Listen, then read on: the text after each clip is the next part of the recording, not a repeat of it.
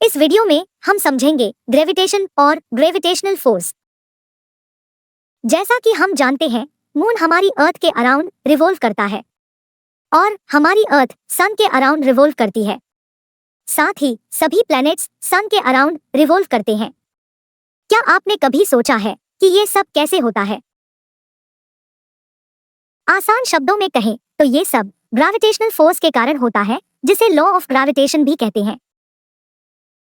आइए इसे डिटेल में समझते हैं। Law of gravitation. According to this law, every body in the universe attract another body in the universe. इस law के अकॉर्डिंग यूनिवर्स में हर एक बॉडी किसी दूसरी बॉडी को अट्रैक्ट करती है। साथ ही किसी भी दो बॉडीज के बीच लगने वाला फोर्स उन दोनों बॉडी मास के प्रोडक्ट के प्रोपोर्शनल होता है और उनके बीच के डिस्टेंस के इनवर्सली प्रोपोर्शनल होता है। इक्वेशन में m1 बॉडी A और m2 बॉडी B का मास है। इस इक्वेशन को सिंप्लीफाई करने पर हमें कांस्टेंट मिलता है, जिसे हम यूनिवर्सल ग्रेविटेशनल कांस्टेंट कहते हैं। इस कांस्टेंट को G से डिनोट करते हैं। इस लॉ को यूनिवर्सल लॉ ऑफ ग्रेविटेशन के नाम से भी जाना जाता है और इस फोर्स को ग्रेविटेशनल फोर्स कहा जाता है। आइए इस लॉ को एक सिंपल एग्जांपल से समझते हैं। मान लीजिए कि एक बॉल को ऊपर की ओर फेंका जाता है। ये बॉल एक सर्टेन हाइट पर पहुंचता है, फिर नीचे गिरने लगता है। ऐसा इसलिए होता है क्योंकि अर्थ और बॉल के बीच ग्रेविटेशनल फोर्स लगता है। एनिमेशन में हम देखते हैं कि बॉल का साइज अर्थ के कंपैरिजन में बहुत स्मॉल होता है, जिससे अर्थ का ग्रेविटेशनल फोर्स बॉल को अपनी तरफ अट्रैक्ट करता है।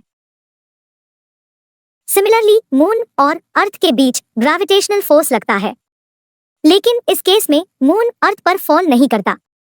ऐसा इसलिए होता है क्योंकि अर्थ का ग्रेविटेशनल फील्ड मून जैसे लार्ज साइज ऑब्जेक्ट पर इतना इफेक्टिव नहीं होता कि अपनी ओर अट्रैक्ट कर पाए, लेकिन मून अर्थ के अराउंड रिवॉल्व करता है।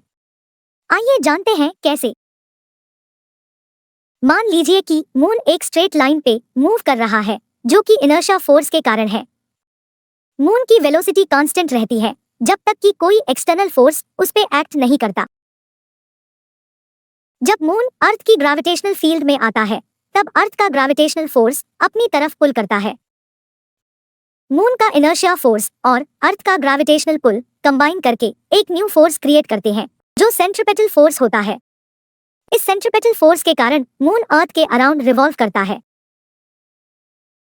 और यही फिनोमिनन बाकी सभी प्लैनेट्स और सन के बिटवीन होता है। Thanks for watching. अगर आपको हमारा ये वीडियो अच्छा लगा तो ऐसे ही और वीडियो देखने के लिए चैनल को सब्सक्राइब करें, वीडियो को शेयर और लाइक करें। तो मिलते हैं नेक्स्ट वीडियो में।